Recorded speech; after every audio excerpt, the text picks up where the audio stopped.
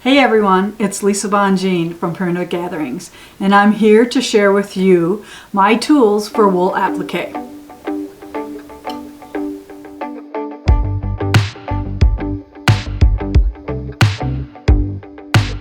The first item that I want to share is my new book called Wool, Needle, and Thread. Now this book is an encyclopedia of stitches and techniques that I use, all stepped out, photograph by photograph. Now the editors at Martingale Publishing did an awesome job in this book. So it's like almost like I'm there right with you, teaching you step by step. So I talk about the tools that I'm going to talk about today here as well, and then the techniques. So you see all the photographs step by step of what we're doing. And then we're going to go to stitches, and again, step by step. Every time the needle moves, we have a picture for that step. And then at the end, there's a couple projects for you to practice the stitches and the techniques that you have learned. So this book will be your friend for many years to come. Next up is fusible web. I believe there is not one perfect fusible web that can do everything that I need. So therefore I'm going to talk about two different fusible webs. Now to get out of the way, one is Steam 2 Light. Now this fusible web is double-sided. So you would draw on the side that the grid is on, and then when you're ready to use it, you would peel off the backing paper that protects the sticky layer of fusible web. We would adhere that to the wool and then iron it, cut it out on the line, and then put it onto our background. But this fusible web has become so tacky that I really only love to use it for my stems and the outer edge of a mat. Now what I mean by that is because I don't stitch through the stems. And when you stitch through this fusible web, being it's a little more tacky than what it used to be, it'll kind of gum up your needle a little bit. So therefore I try to only use it on the stems because I'm not stitching into the stem, I'm stitching over the stems with a cross stitch. And you will see a video on that as well. Just look for that on YouTube. So now the other fusible web that I use for all the appliques is called Heat and Bond Featherlight. Now this fusible web is super lightweight, and you would trace on the paper side. There's no need to take off a backing paper because here is the fusible web. You can kind of see it has like a snake skin texture. All right, so then you would trace, cut out your shape, put it onto your wool, iron it, and then cut it out on the line. Now this is super nice and easy to stitch through, and that's why I love it for the appliques. Okay, now on to the number 3. Next up for an essential tool is the circle template. Now anytime you have a circle in a pattern, I love to use a perfect circle, and that's how you trace your circles, is with a template. It's hard to trace a nice perfect circle if you're just doing it by hand. So I find that the circle template is amazing to get almost perfect circles. Next up is the stem cutting rulers. Now these rulers I have designed for specifically cutting wool strips that are meant for stems and vines that are cut 3/16. So if you get a chance to peek at them, let me put something behind it, maybe this piece of fusible. It'll show up a little bit better on the camera. So each one of these lines is 3/16 apart. Now why do I want 3/16? Because When you cut wool and then you stitch it, it becomes chubbier, thicker. So if I cut a stem 3/16 and then stitch it, it will essentially look 1/4 of an inch when it is done and stitched. So that is why we cut our stems a little smaller, stitch them, and then they look the size that we want. So when you do 3/16, you just move this and cut continuous 3/16 inch stems.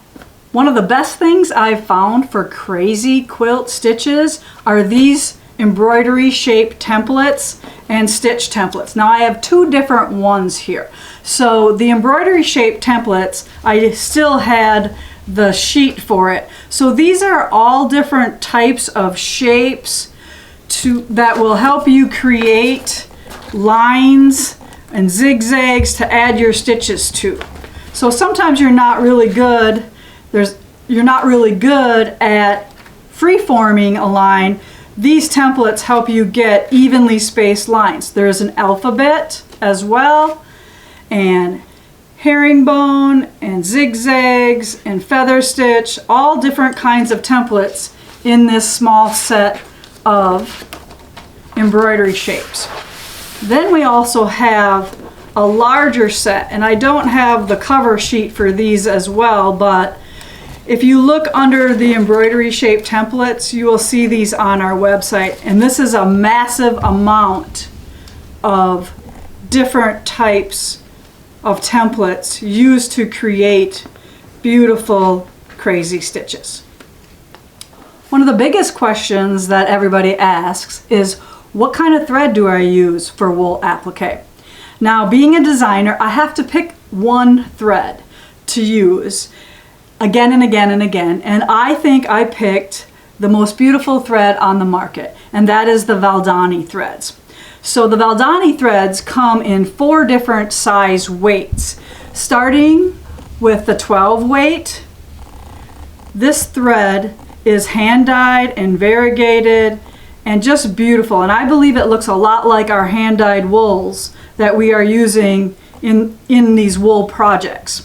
So 12 weight, 8 weight, 5 weight, they get thicker as you go up, and then we also have 3-stranded floss available to us as well, and I use the 3-stranded floss for wool applique with 1 strand of it, not all 3, because if I needed all 3 I would use one of these thicker weights, but sometimes we have very small shapes, and then I use the 1 strand of the floss for those little tiny shapes so the thread doesn't take over that shape. It's just barely there. So that's the 4 weights of thread. And again, I choose the Valdani thread. Is there anything wrong with any of the other threads out there? No, but I had to pick a favorite, and this was it, the Valdani. To keep track of your Valdani threads, Primitive Gatherings has a book out, and it's called My Soul is Fed with My Wool, Needle, and Thread. Now this is a book that you can carry with you to the quilt shop or to the show, and it keeps track of all of the threads you already have in your collection. And you can list whether you have 12, 8, 5, or the 3-stranded floss. It also has a little bit of an intro about all the other tools that you may want to use in wool applique, and about the threads, their numbers and their colors, their numbers, and the letters and what they mean. Also in the book is a quick guide for stitches, keeping track of your projects, and then a little bit for notes at the end. A lot of my customers swear by this book, and they absolutely love it that we have it. Then we have a thread bowl. Now this thread bowl is so fun to have, because this is what you would do. When you're stitching with a color that you're going to be stitching a lot of, you will unthread your ball, thread the hole, and then you just keep pulling your thread as you need it. And it's always right there in your bowl, not laying on the floor. And it's pretty and very functional. So we have a couple different varieties of these thread bowls available.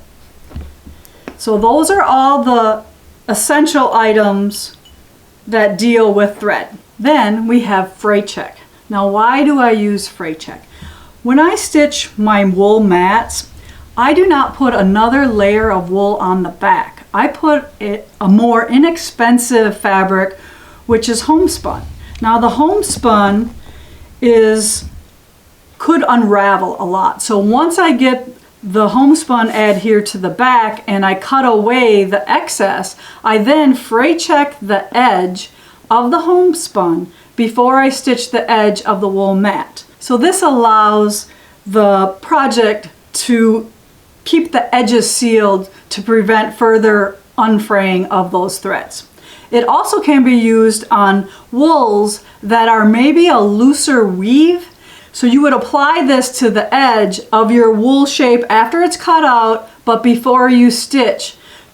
And this will help prevent those fibers from fraying while you're stitching. Okay, then there's needles. Now I think needles are extremely important.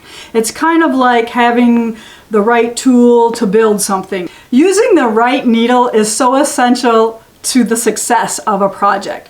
So on different weights of threads, you would use a different weight needle. So for wool applique, we have two sizes. We have the 24 chenille needle, and this is for the 3-stranded floss, 1 strand, and the 12 weight Valdani. And then we have the 22 chenille needle, and this is for the 5 and the 8 weight. Then we also have an embellishing needle for the drizzle knots and the colonial knots you can use this for, and also the bullion knot. That's what you want to use this needle, which is all straight from beginning to end. It doesn't bow out at the needle tip to slide those knots through.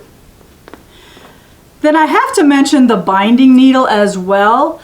Even though binding is really all, mostly on quilts, we also bind some of our wool applique quilt. So if you haven't tried Primitive Gatherings binding needles, you will find that they're extra long, they do not bend, they're sharp, and we have a great eye for threading your thicker quilting thread that you should be binding your quilts with.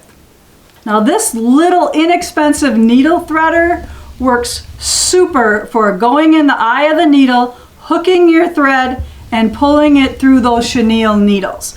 So this is very inexpensive. It does not break because it's not a wimpy wire. It is nice and sturdy and perfect for threading your needles if you have trouble doing that. Next up is cutting tools. For cutting my wool applique, I love this Dovo German-made scissors.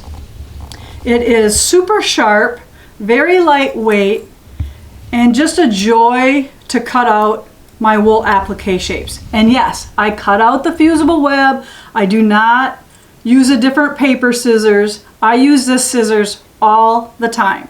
So it is perfect for your wool applique. Then, what is this little cute rotary cutter for?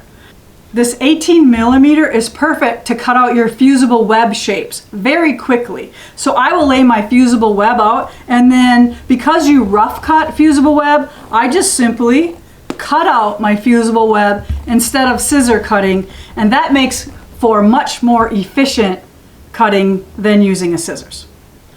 What do we need a tweezers for in wool applique? Well, let me tell you that this tweezers is a game changer. This little guy helps you pick up wool pieces instead of using your chubby little fingers to pick things up or to peel paper off. This super sharp tweezers does the job like nobody's business. So get yourself one of these Martelli tweezers for your wool applique. Then we have marking tools. Now, what is the best way to mark on your wool? That is like one of the most popular questions. And I find the liquid white marking pen works the best. This is from Clover. And the trick to this marking pen is not to press real hard. You want to gently roll it out because it's liquid chalk. And then give it a second to dry, and the line appears nice and bright and easy for you to stitch on. But the best thing about this chalk pen is it does not brush away like dry chalk would. So that's why I use this liquid chalk for marking my wool appliques. But then sometimes we have a lighter wool and it's hard to mark on a light wool. Well, then I will use these friction pens. So depending on what color I am using for the wool stitching thread, I will use black, green, or blue to do some of those marking instead of the chalk pen if I'm working on a lighter thread that the chalk pen doesn't show up on. But really the chalk pen shows up on a lot, except for almost like the whitest whites. It will still show up on some of the creams and such. Then for tracing, I have a Sharpie marking pen. I love to use the Sharpie marking pen on the fusible web because I do not get a lot of graphite on my hands, and the smoothness of a marker is really nice, and the tip is super fine. So that really helps you get nice, crisp drawing shapes. All right, we're getting down to the end of the essential items.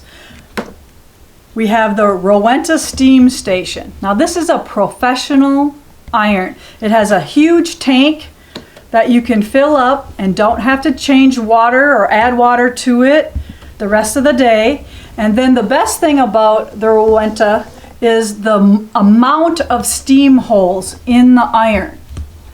So I'll tip it this way as well. So do you see all those little steam holes? Instead of just having like 12 steam holes, it has evenly distributed heat and steam throughout the whole iron. And then it has a trigger to press for the steam. So when you pick it up, be careful that you don't grab the steam, but when you want the steam, you just press the button for the steam. One of the best things that you can have for a pressing surface are these wool mats. So these wool pressing mats, what happens is when you steam on it, it bounces the heat back up, so you're actually pressing both sides of your wool applique at the same time because the heat is held in the mat and comes back up to your project. So you're getting the most coverage of your steam and iron surface with these wool mats. Now these are great for your quilting as well, not only just for wool applique. So we have these mats in 3 different sizes, 12 inch, 20 inch, and then 20 by 58 for your whole big ironing board surface if you have one of those. So those are the items that we have for the needful things for wool applique. So these items that I just shared with you today are what I use every day to make successful projects. And the reason why we sell these here in our shop is because I believe these are the best items needed for wool applique. So make sure you subscribe to our YouTube channel so we can continue to bring you many more videos to enjoy for your quilting and stitching needs.